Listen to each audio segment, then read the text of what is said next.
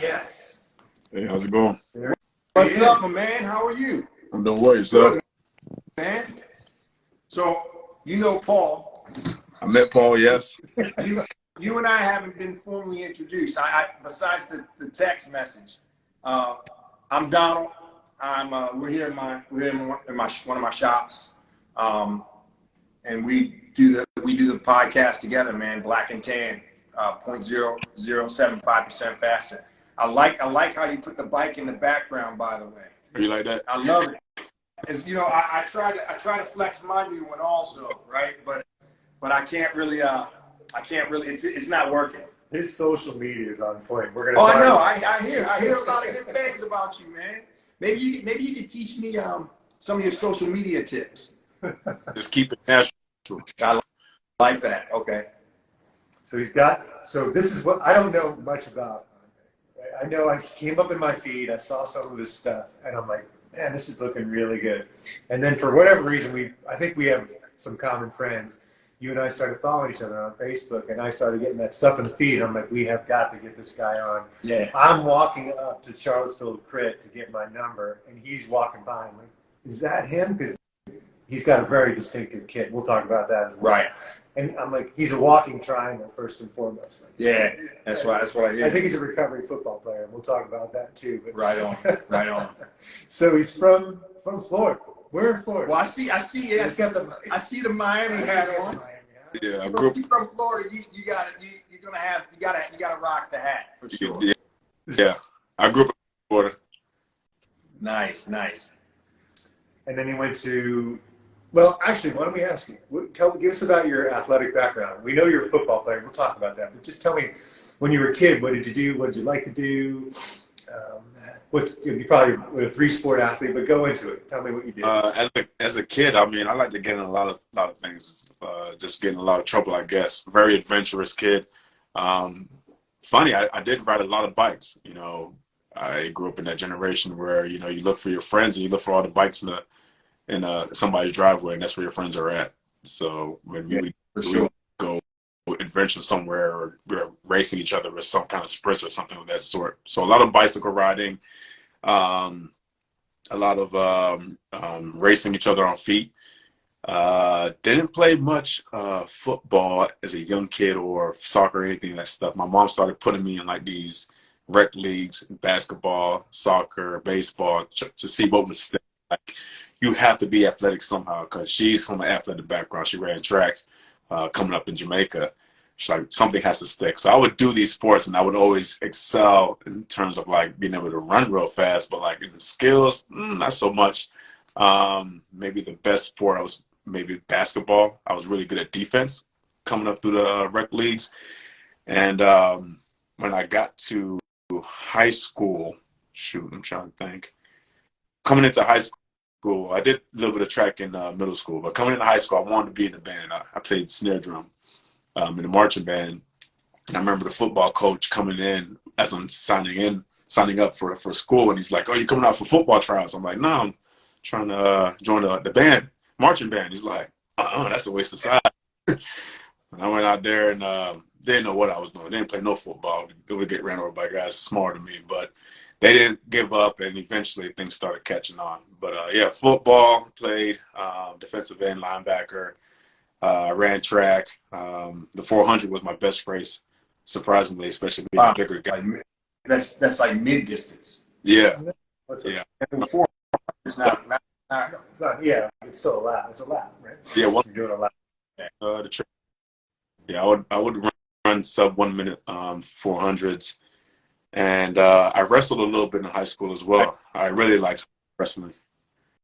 Yeah, that's kind of like down my wheelhouse. So I wrestled it a little bit in high school, and then got into grappling outside of high school.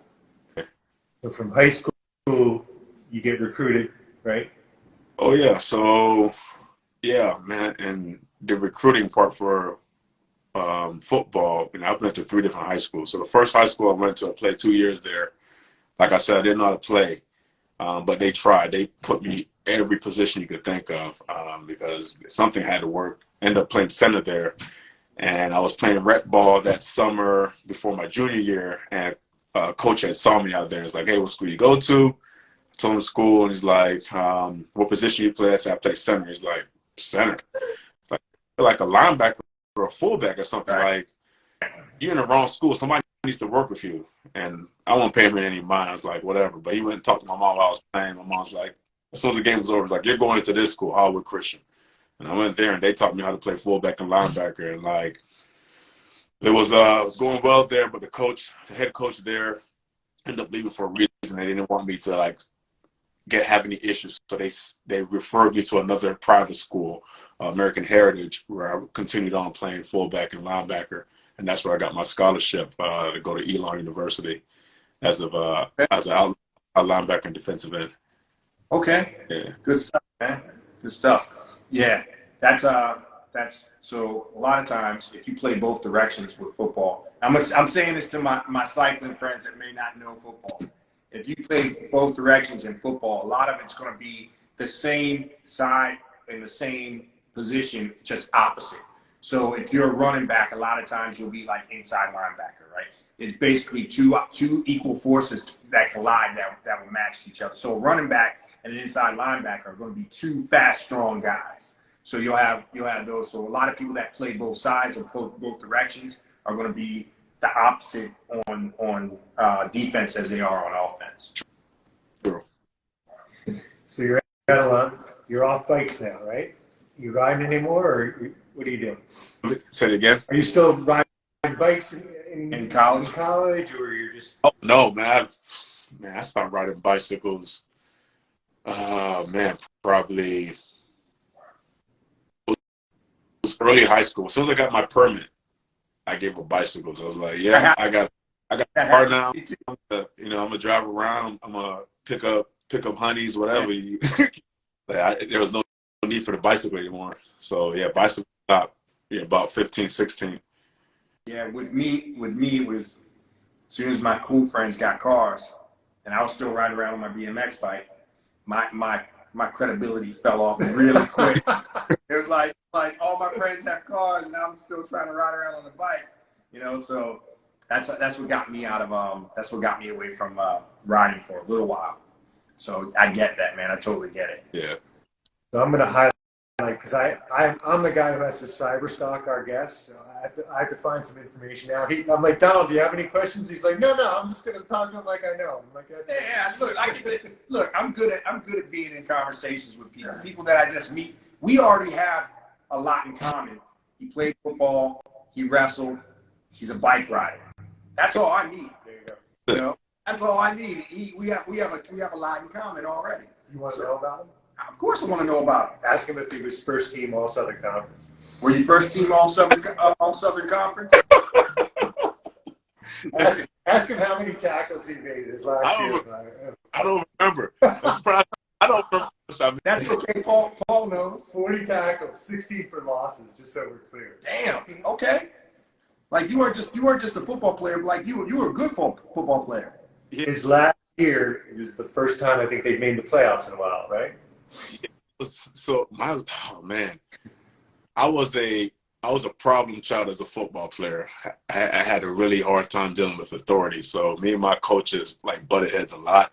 I would probably chalk it up to not having a father in my life. So dealing with male authority, speaking down to me or talking to me any kind of way, like it would make me flare up I don't think I have an anger issue now, but I did then.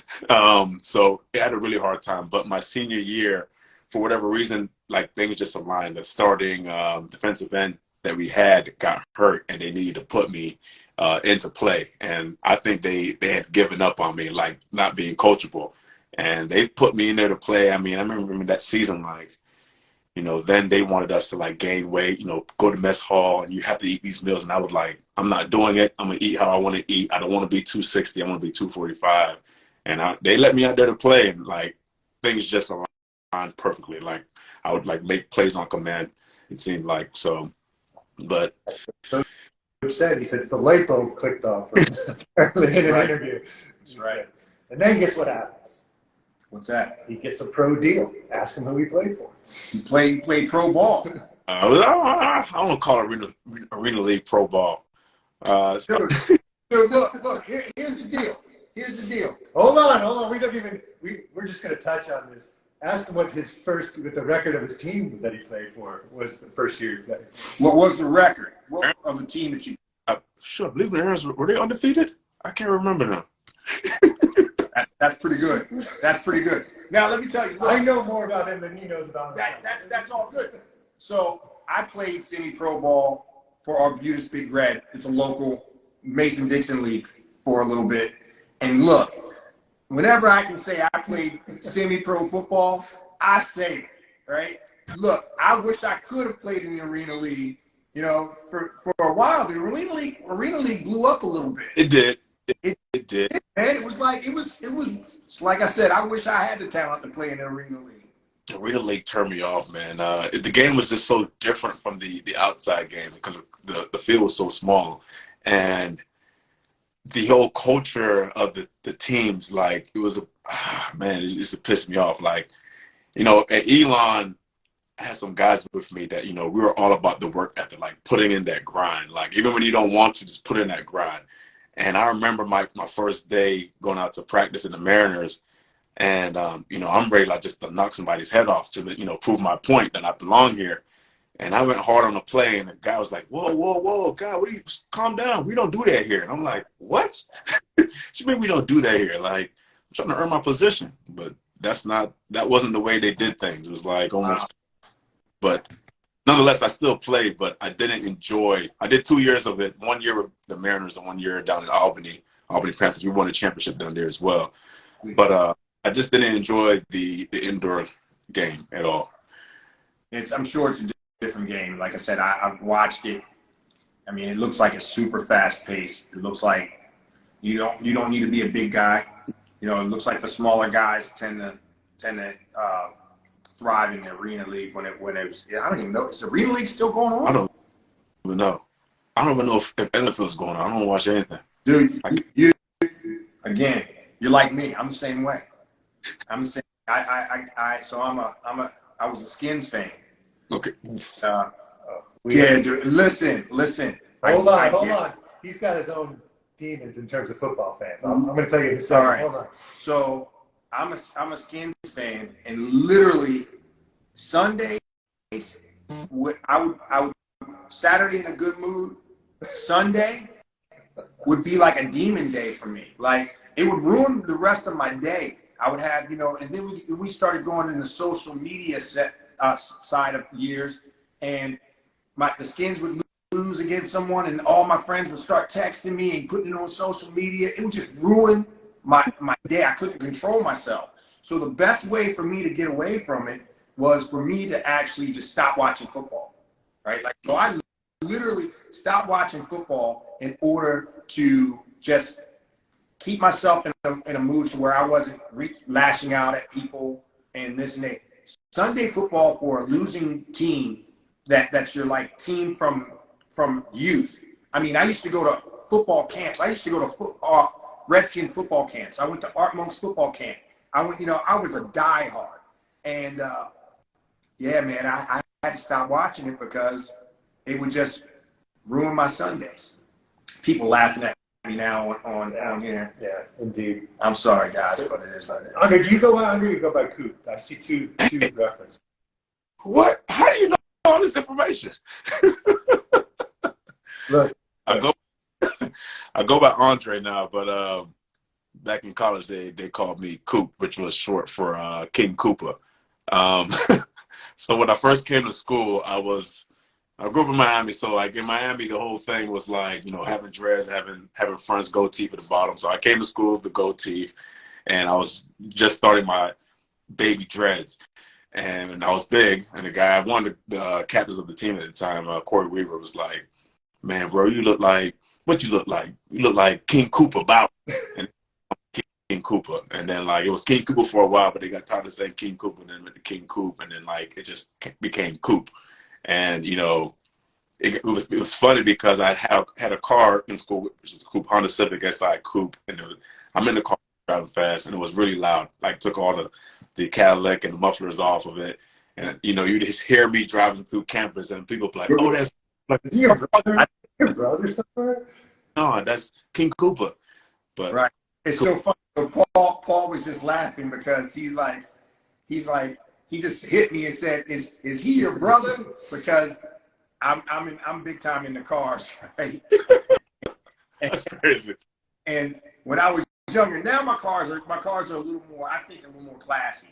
But I can't keep a car stopped. It's got everything I have has to have something done to it. I was the same, right? I mean, I'm a dad with 3 kids. It's like I don't recognize myself sometimes. So I don't have anything that would be a car enthusiast car. But one day I hope to have, like, a Corvette. I can cam it out and do what I want to do to it. But I don't like driving. I'm sure it sounds like you achieve a lot of your goals. I don't see why you won't have a cammed out vet soon. Give me about 5 more years. There you go. So football, on his Facebook page, he says he's a Steelers fan and a Ravens fan. How is that possible? Defense. Yeah, I mean, I know people that are like fans of 2 teams in the same division, and I didn't quite. I knew Steelers, Ravens. Yeah, well, I mean, I'm just. It's not like Redskins. They're not arch rivals though. Steelers, Ravens, not as much as who's.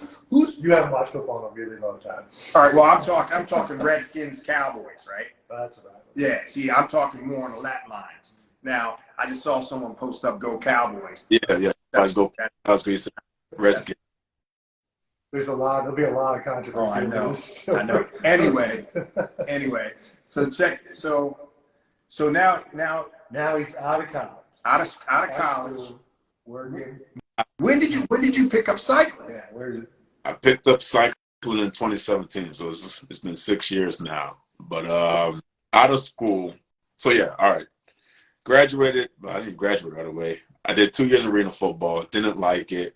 With my agent at the time, I was a late bloomer, like I told you, because me and my coaches head butted. And the whole goal for the agent was like to get me a late round draft pick, free agency. So when that didn't work, I was like, yeah, do arena football, they'll come and pick you up. But the game's not the same. Scouts ain't coming. So I'm like, I'm not doing this anymore. This is a waste of my time. Decided to go back to school, finish up my degree in physics. And in physics. I got a job in New York as an intern in a mechanical, electrical, and plumbing consulting firm. So I was responsible for the mechanical side of like speccing out HVAC units for these high-end commercial buildings in New York City. And while doing that, like, man, the cultural difference from being an athlete to going to corporate America was like, I didn't know myself anymore. Like, what do I do? I remember one time a client came into the building, like, really irate. And, being on the football field, somebody comes at you irate, like, you just ready to, let's go. And, like, this guy's coming in the office screaming and cussing. I'm like, all right, I guess we're going to just beat this guy up. And everybody's like, no, calm down. I'm like, I don't understand. So it was a while trying to figure out what I can do with myself outside of football. I did not jiu-jitsu, Muay Thai for a little bit, for a couple months while I was in New York. Moved to Virginia, had my daughter here, so I had to move to Virginia. And I picked up, running, doing like little 5Ks here and there. And then I started doing weightlifting, and that stuck for a little bit, got bored with it. Then I decided I would pick up boxing. And then boxing is kind of what led me into cycling, because I needed some way to pick up my cardio. And I didn't like side of things. I said, you know what, let me try bicycling, because my brother-in-law has been talking about it. He rides from this side of town to this side of town. This dude is crazy. Like, why are you riding that far? But it must be good for your cardio. So I bought a bike and I started riding. And I kind of enjoyed it. I was really slow riding sweatpants and sneakers, but, I got the cardio. So that's how that started. The company I work for now, Bueller, which was formerly Franz Haas, they got bought out. The culture there was like, they were big into cycling. They were the ones that got me wearing kits and everything, because I told myself, you want to catch me dead wearing no kit. But they want to let me ride without the kit, so we'd wear kits and go ride during lunch break, and then it really started clicking. That's how we started getting this group ride thing. And I realized, okay, there's a competitive nature about cycling, and I want more. It's just been an ongoing journey since then. No, okay. So tell us about that, because there's a couple references that you talk about in your posts about going through being dropped at first and then, you know, stepping it up and having friends and then getting into this team that you've created, I think. I mean, I don't know, but it looks like you have. So tell us about that. Yes. So I did create a team eventually. Car6on Racing is the team. The B is the 6. That confuses a lot of people, but the nerd of me made the name. So the atomic number for Car6on is 6. That's why I put that in there. But with joining Franz Haas, now Bueller, the general manager of the company was really into cycling. And he took a real liking to me. Actually, I think part of the reason why I got the job is because when we were doing an interview, he wanted to know. He asked me, like, tell me about yourself. I was giving him all these questions I had. He's like, no, tell me about you. And for whatever reason, I decided to mention, all right, bicycles. And, like, he perked up. And we talked about riding bicycles and riding motorcycles, which I used to do. I used to do track days on motorcycles. But he took a liking to me, and we would like have office hours and go in his office and just watch GCN videos or like Tour de France, like highlights. And he would just give me all these different things and like educate me on cycling. And then while we go ride, he's like, you notice you did this wrong. Why are you riding with your legs so wide? Like, you must, are you okay down there? I'm like, I'm good. It's like, bring your legs in closer because it's more efficient. And like, you just help me straighten myself out.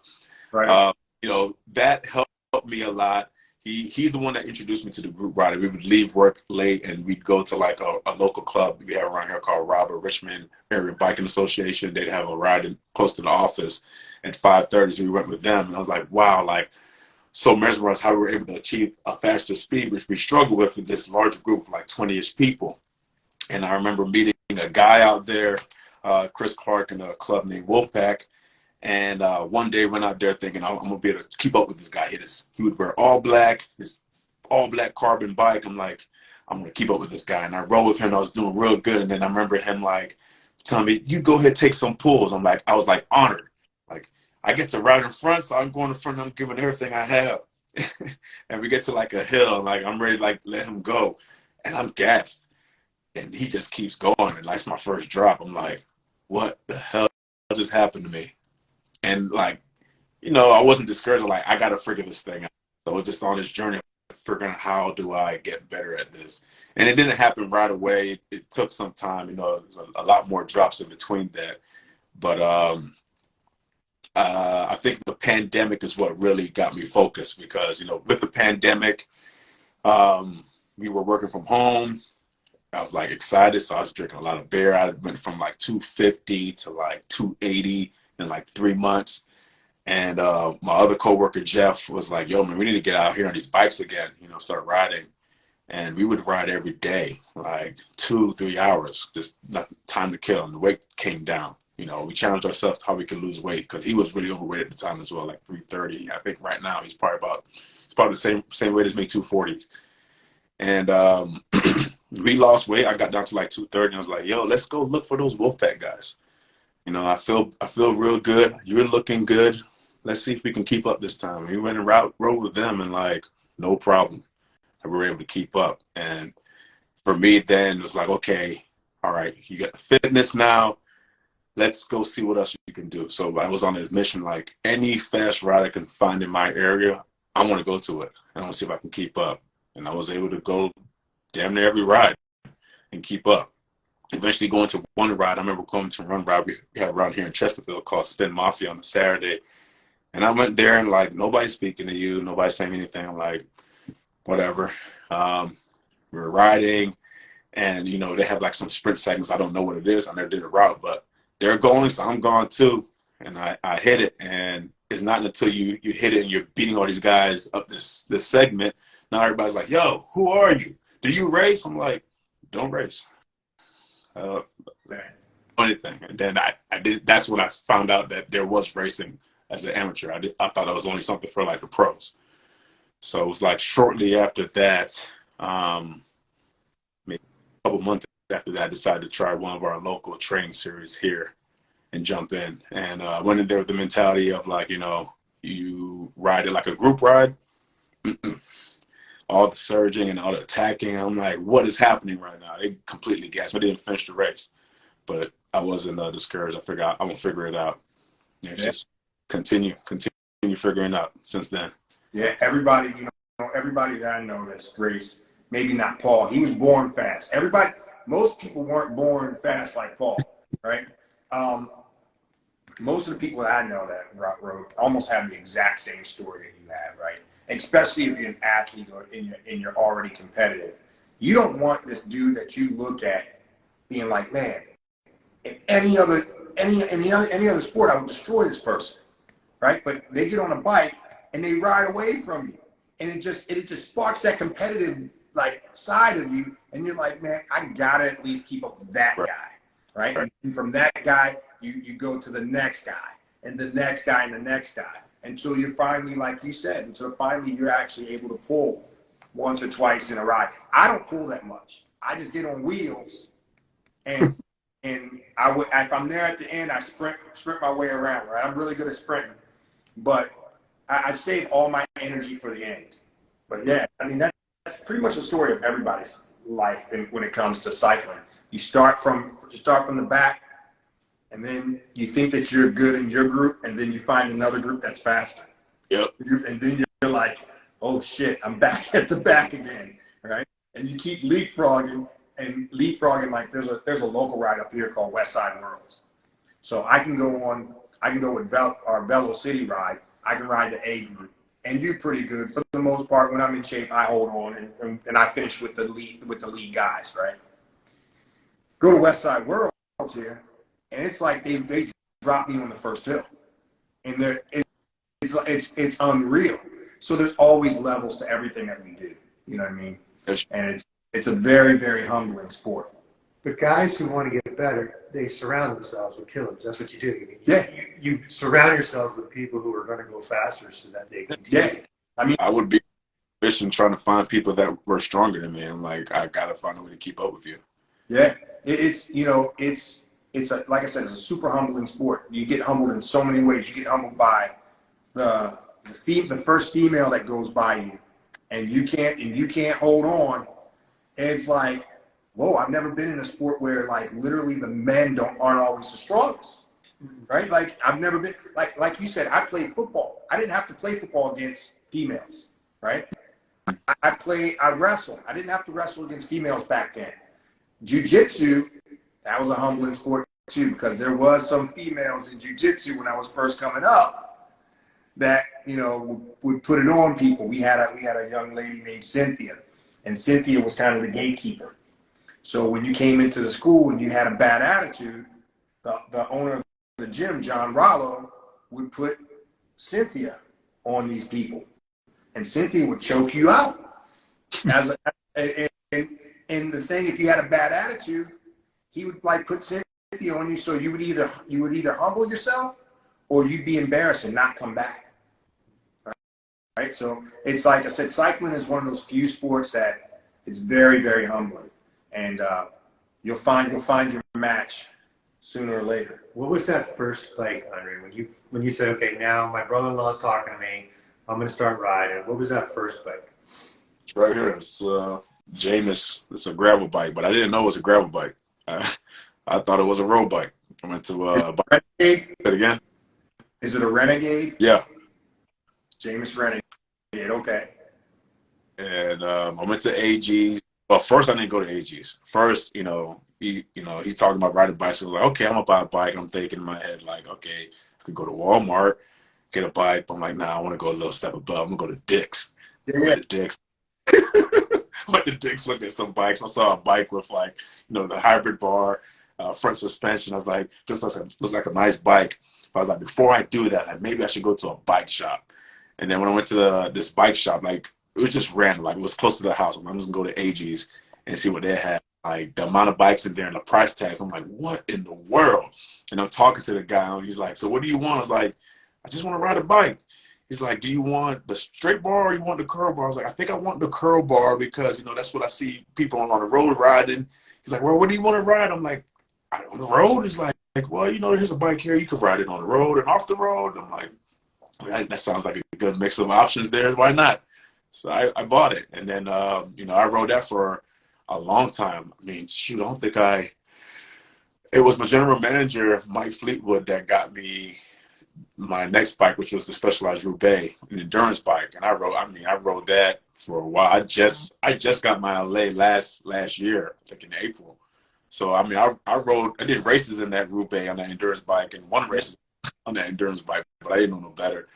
But yeah, this gravel bike, yeah, I didn't know it was a gravel bike. I put road tires on it, and I was wondering, like, why these guys are so much faster. But when I got on the Roubaix, it's felt the difference, you know, just the components. I'm like, oh, okay, there's something more to just, you know, yes, the motor matters, but like the bike matters too. Yeah, bike matters to a certain point for sure. Yeah. That's why I spend thousands and thousands of dollars on bikes. That used to perplex me because I rode motorcycles, you know, and like, you know, I can get a decent used motorcycle from $3,000 to $6,000, and you look at these bikes like the same for a motorcycle. I'm like, come on. What kind of bike did you have? Gixxer? This is crazy. I did have a Gixxer for a little bit. I had a Gixxer 600. I had a Triumph Daytona 675, and then the last bike I had was a EBR, which was, you know, Eric Buell Racing Buell. Yeah. 1150. That was a beast. Was it really? Yeah. I thought they were heavy, like big, heavy bikes. So Buell, they were, and Harley motor in it. Yeah. Yes, it had the Harley motor at first, but then they like branched off and they made like a different motor called the Rotax motor. I think the Rotax motor is in another, maybe in the Spiders. I'm not sure. Okay. The Spiders, but he came back in I think 2010 with the EBR, rebranding his company called EBR, and this 1150 motor was so torquey, like it was ridiculous. I remember going to track days on that thing, and like, you know, I love speed, but I'll be on the track and, you know, I'm hitting it and that back end just, you know, washing out because, you know, it's trying to fight for grip. I'm like, wow, this is no traction control or anything on that bike, huh? Oh, no, it had it, but I would turn it off. I don't want nothing to hold me back. I want to ride a bike. I got you. Yeah. I got you. Yeah. Yeah. Obviously, man, I was in the bikes for a minute. Oh, and, yeah, man, I probably had 10 bikes, 10 motorcycles or so. And I got out of it, man. I scared myself a couple times too much. And I think the last time I scared myself, it was like, all right, I got to chill. Chill. That's where I'm at right now, too. Surprised. I am a speed freak. Like, if anybody knows me, it's like, this dude can't go anywhere slow. And right. Maybe I'm just getting older to think about the kids. Yeah. Like that's exactly what happens. I mean, it happens like that. Even on bikes, man, I'm starting to see myself chill out and not do certain things. You know, I all the way down to where recently, like a couple months ago, I was riding a wheelie on my gravel bike, and I looped it out in the middle of the road, and bro, I didn't bounce up like I normally do. Well, I did out of embarrassment. Right. I bounced up super fast because it was at the Martin Luther King ride in D.C. in front of 200 people. You gotta get it, bro. Most embarrassing thing, I bounced up so quick that there was a guy named Carter. Carter was like, dude, I turned around, and before I could turn around, you were already back up on your bike. Carter from GI? Yeah. Yeah, I know. Yeah. Carter was like, dude, I've never seen anybody get back up on that bike that fast. Man, I played it off like it didn't hurt. I'm 50 now. I'm 50, and let me tell you, it probably took, I'd say, out a couple of days. I was out. The pain was there for about a month. Like, I could feel it for a month. So, like you said, me going fast, me doing certain things. I used to be a daredevil on mountain bikes. You know, I used to really hit mountain bikes super hard. And even my mountain bike stuff now, man, has slowed down. Everything slows down.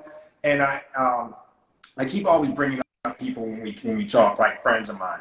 I got a friend who coaches track at UMBC. His name is Dave Bob. And Dave, Coach Dave, he was like, down. I went through this intersection on a road bike around this circle. I hopped the circle and I went straight through the circle, caught a draft on a car, and I was gone. He catches up to me. He reads me the riot act. He's like, bro, you got a pregnant woman at home. You doing all this, man. You got to chill out. You better chill out. And he made me start thinking. It was the first person that really made me start thinking that I really need to slow down. I really need to chill out. And that was like 4 years ago. And after that, I really did. I started to chill back. I started to pull things back. And now I just find myself more relaxed, and I don't do, other than the wheelie looping out, other than that, I don't do as many, no motorcycles. I mean, I might go a little fast in one of my cars for a short little burst, but I don't do what I used to do. I used to, I mean, from city to city, I would just hit it, you know? And no more of that. On the motorcycle, man, we used to race from DC to Baltimore on 295. I don't do that anymore. You know, obviously I don't do that anymore because I haven't had a motorcycle in probably 10 years. But, you know, man, we used to be reckless. We're not counting the one in the garage. No, well, I don't. I have motorcycles, but I don't ride them. They're just strictly for conversational things. All right. So I'm with you on the riding fast. I remember one time I rode from Newark, New Jersey to see my brother down to Richmond. Made it in 4 hours on the Buell. Yeah, so, yeah, that's getting it. I was gone. I call them time machines. They are. Yeah, I can leave late and get there early. Yeah. All right, back to bikes. All right, back to bikes. Sorry about that. So, there's a picture of you in an Artemis kit. Can you hear me? No. Of course he did. Of course he did. He's probably in the tub right now. Don't even answer that call. Yeah, don't answer that call. Don't answer that call. He's in the tub. If he tries to chime in, we'll get kicked off of the Instagram for sure. Yeah, don't. He's gonna call us in a second, so don't. He's in the tub. He just hits numbers till somebody answers. Tell us about did you ride for Artemis? I saw a picture. You were in an Artemis kit. Yes, actually, I am a member of Artemis Racing. Artemis is the team club team that got me. I guess involved in racing. I remember coming up to, it was a ride at GI I was hosting. I don't remember what it was. It was in October. Me and a club mate from Wolfpack came up just to see what it was about. And I remember being in the parking lot over there by that Safeway. I think that's Fairwood Park. Yeah. And they're saying, you know, we have an A group and B group, but I don't know. I mean, I'm like just wow, because I've never seen so many black people on bikes. Like, I'm like, this is amazing. Like, what is going on? Like, you don't see this in Richmond at all. And I am nervous. I'm like, okay, they're talking A group, B group. I don't want to just jump out in the A group because I can ride A group in Richmond, but I don't know what these guys can do. So let me just jump in the B group and roll. So, you know, they're divvying up the groups, and we roll. I think B group rolls out first, and I'm rolling with them. And the pace is comfortable. Like, I feel just fine. And I remember maybe 10 miles into the ride, people are like, yo, the A group's coming, they're coming. And like, you see these guys coming by, and this whole train of purple coming by. I was like, yo, these jokers look sweet. And I was like, I told Clarence, I said, yo, I gotta go. And I just jump in line, and I'm just rolling with these guys. I'm holding on for dear life. But like, I finished the ride with them, and I remember being yelled at a couple times because back then my ride etiquette was terrible. Right. But like, they were so cool. Like, I remember meeting Super Dave that time, and he was just, you know, he's talking to me. I was like, oh, you're a really good rider. Where you from? I'm like, I'm from Richmond. He's like, oh, man, you rode really, like, you know, you should come up here and ride again. I'm like, yeah, sure, whatever. We'll ride. And, you know, we connected deeper because he's from Trinidad, and I'm Jamaican. So, you know, we exchanged numbers, and he said the next time there's a nice big ride, he'll invite me. And maybe it was like a month or two later, and he tells me about a century that they're going to do from, I forgot the area, but up into PA. God, where's the area? It's somewhere up close to Baltimore. It's close to, you guys know Heather? Yep. Yeah. There's a bike shop close by where Heather lives. I forgot what it's called, but they rode from there. They're supposed to head out towards PA. It's going to be 124 miles. And I'm thinking, yo, you want to invite me up to do 124 miles? I've never done 124 miles, and I know the way y'all ride. Like, y'all going to drop me out here. And I'm telling him, like, I don't know if I can do this. Like, no, trust me, we're going to take care of you. We're not going to leave you. But I'm not believing anything this man's saying. because I seen how he rides. Right. So he convinced me, and I went, and like he was a man of his word. Like they waited up. If anything, there's times I was trying to ride harder than them. But we ended up not doing the 124 because the route got messed up. Did 90, but like just the camaraderie with them was so great, and they took care of me. You know, I was like, I want to be a part of this, and I knew that they raced. I'm like, how do I become a part of it? Like, hey, you can join us. You know, when we'll keep you in the floor. When you ride with us, we'll teach you things and whatnot. And that was it. And Dave has been a mentor ever since. You know, and I've learned so much. You know, we link up all the time. And anytime I'm passing through, I'd ride with him. He'll give me a nugget here or there. We'd go to, you know, One Love or Seagull Century, and like it was always a mission. I'm like, I'm going to ride with him. I'm just going to watch him and study him and figure out how we do this thing. So I learned a lot from Dave, and I did a couple races under him. The one most memorable one I did was out in Marietta, California. We went out there, and I came second in that Omnium. Yeah. So again, so you hung out with Frank Johnson Yep. out there. So I have heard about you, bro. So I went the year before you went with Dave and those guys, and we stayed with Frank. Frank Johnson's my good friend. Okay. So we stay at Frank's house and whatever else, and you know, so you raced with Stage 2 Cycling. Yeah. When they did. Okay. Yes. Yeah, I heard you did really good in that race. That was a Tour of Marietta, right? Tour of Marietta, yes. Okay. Yeah, I heard that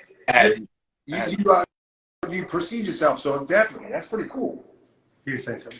I had no plan for the race whatsoever. I just wanted to, you know, this is an opportunity to be out there with Artemis and just experience Cali and riding out there. It's always a joy to be able to ride different places. Like, you know, you ride anywhere and you get to connect with people. It's like, it's the common denominator. I love it. So I had no big plans. I decided to go there, and to end up performing so well is like really spectacular to me. But yeah, that was I think that race convinced me that I have something here that I continue to develop on. Was that the origin of Carbon 6? Where does that start for you? Carbon 6. Carbon 6 starts after last season.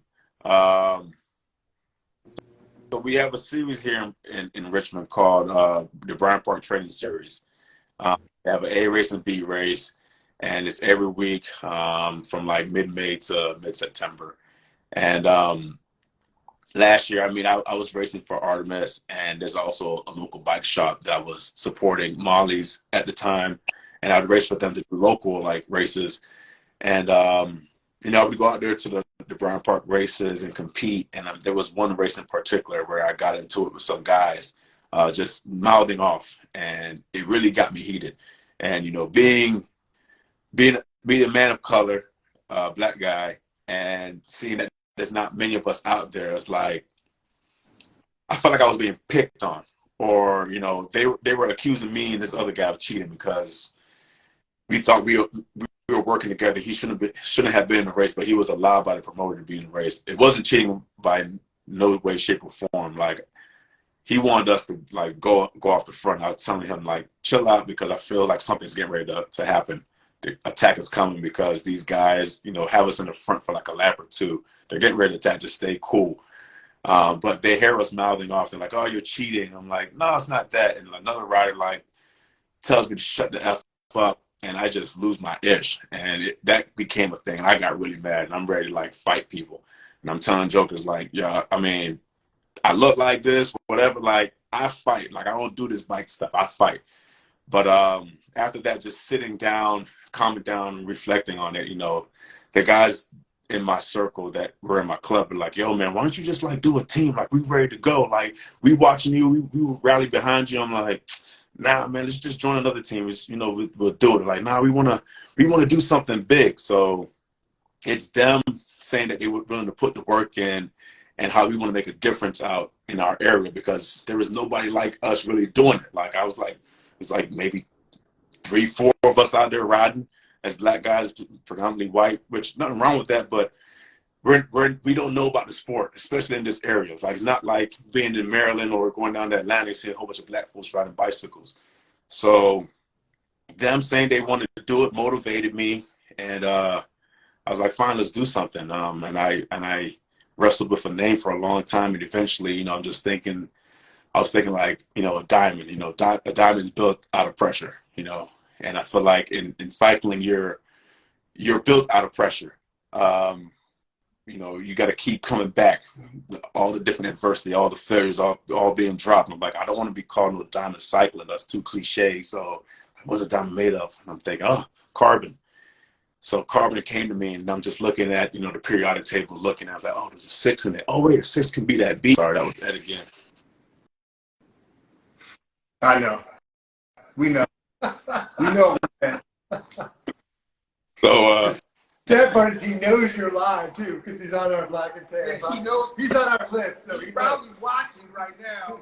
probably is. Tell him about this. Tell him about this. So the carbon, that's how the carbon name came. And I came up with that probably, I want to say September. And then from then it was, okay, going back to the guys, like, okay, remember y'all said y'all would y'all want to do this thing, like y'all ready not to be group riders no more, y'all want to race, so I can give you everything I know. And I went and talked to, we got what, 12 guys and one lady, and they was like, yo, we down. So from maybe, I guess, October, we've just been riding, and I've just been sharing everything I know, like all my failures, all my shortcomings. Like, there's no reason for you guys to have to go through the same learning curve as me. I'll give you everything that I know, and I'm still learning myself, but like, we can learn together. So it's all it's been. And we had, you know, I had to go to Artemis with it because I was a member of Artemis, and I talked to Super Cheryl, and I was like, hey, you know, it's an honor to be a part of the Artemis team, but I feel like I need to do something here in Richmond. We need to change the scene here. So I want to start this team. And she's like, we don't want to, how about we be a sponsor? We support the team. So Artemis is one of our partners and sponsors. So in a sense, I'm still a part of Artemis. We have some other, you know, the bike shop that used to be Molly's partnered up with a bike shop here named Pedal Power. So now they're, you know, a sponsor. You always need a bike shop to support a racing team because we tear bikes up, especially me. And we have a local winery that supports us as well, and a printing company that supports us. And also my wife, real estate business, supports the team. So these guys have been putting in the work, and, you know, the goal for this year was just to, you know, disrupt the whole Brian Park training series, like be new faces and show these guys that, you know, we can be competitive as well.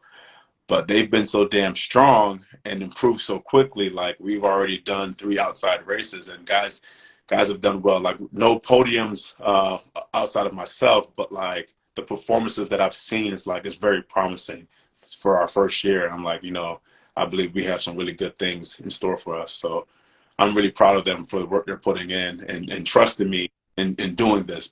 But yeah, they're the reason why I'm doing it. Otherwise, I would just continue riding for myself. All right. Are you watching what the Williams brothers are doing? Does that influence you at all? And I mean, I became aware of those guys a couple years ago, maybe 3-4 years ago. And when I found out about them, I was like, my God, this is awesome. Like, because I had no idea. I had no idea that there was brothers in the sport, but to see them out here performing like at that level and killing it, like, you can't be beat. They'll sit on podcasts and they'll tell you exactly what they do to you, and you still can't beat them. Like, no. This is Well, here's something crazy.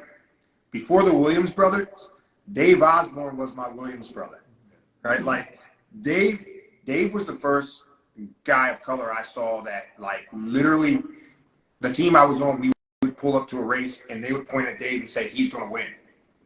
Like, he had already won the race before the race started. You know what I mean? Like, I'm like, this is crazy. the man, and he won that. Out here killing it. Yeah, and that race that they said he was going to win, he won. Right? So, I mean, I come from a background where I'm like you. I grew up in cycling, but I didn't see people of color riding bikes until recently. That's not true. There was a small group of people that rode in Randallstown that I rode with, and I got introduced to later on in my cycling life. But before that, I was pretty much the only black guy riding bikes around here, especially mountain bikes, right?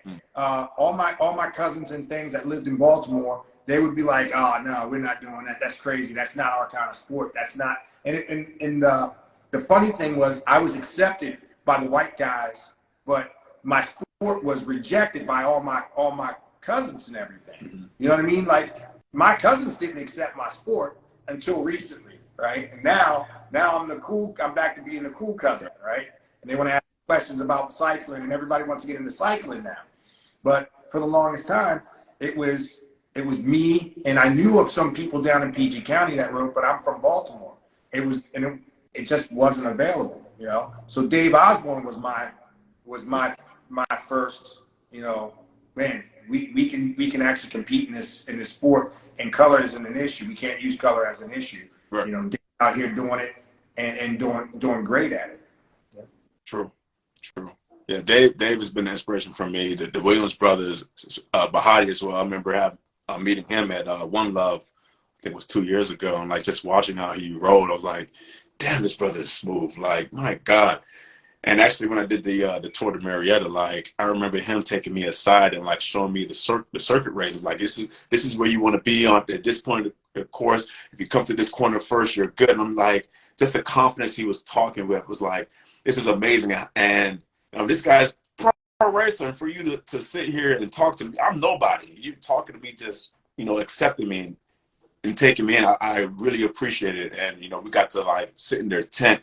I remember for the second day, which was the circuit race, it was raining, and I didn't want to race. I was going to pull out because of the rain. I'm nervous. You know, Cat 4 or 5 races, as terrible as they is, add rain to it. Like, I don't want to do that. And, you know, Bahati's, you know, it's like, yo, you like to ride, right? I'm like, yeah. It's like, so just ride. And listen, that's a Cat 4 or 5 race in California, which is not like a Cat 4 or 5 race here. A Cat 4 or 5 race in California is more like a 2-3. Yeah. Right? They literally train all year round. The 4 5s are fast. They are. That's cool. Where are you going with Carbon 6? Where do you see it going? So, I don't want to call us a developmental team. I think we're all racers in our own right. You know, we're all strong riders. I want to prove a point that we belong here and that we can do something. And in the whole growth and journey of becoming better cyclists, elite racers, I want to change the culture in Richmond. You know, it's been very elitist and, you know, I won't say segregated, but like it's just been separate. And I want to bring a difference. I want to bring more black people into the cycling. I want to bring more any other culture and diversity, make it real diverse here in this area, like I see in other areas. Like I said, in going to Maryland, like it's amazing to see that there's so many different cultures. Majority black folks riding. Atlanta, the same thing. New York, New Jersey, North Carolina. But here in Richmond, for whatever reason, it's not like that. But I want to change that, help change it. And I think it's already happening. Like I'm even looking at a ride that we have here. This kid from Cutaway, Logan, him and Johnny Pham decided to put together a ride that we just did yesterday called it's Wednesday Worlds, but they changed it to Tuesday Worlds. And it was to be maybe a couple of riders going out there, but this year we get like, you know, 40, 50 riders. So it's already starting to change. And like you're seeing 4 or 5 black guys, maybe 10 black guys out there. It's like, you know, it's changing. People are starting to talk more. So you bring more diversity into the sport, increases the competition, makes it more fun. So I just want to get more people into cycling, and I want to encourage and motivate others like me to do this. You know, look at me. I'm a big, you know, I'm a football-looking player guy. Like, I should not be on a damn bicycle doing what I'm doing, but I'm out here defying physics. So y'all can do it too. I want to know, because we're gonna get cut off in a second. You're gonna have to come back on because we want to talk about this specific subject a lot more with you and a lot of other people. But I want to know what your 5-second power is.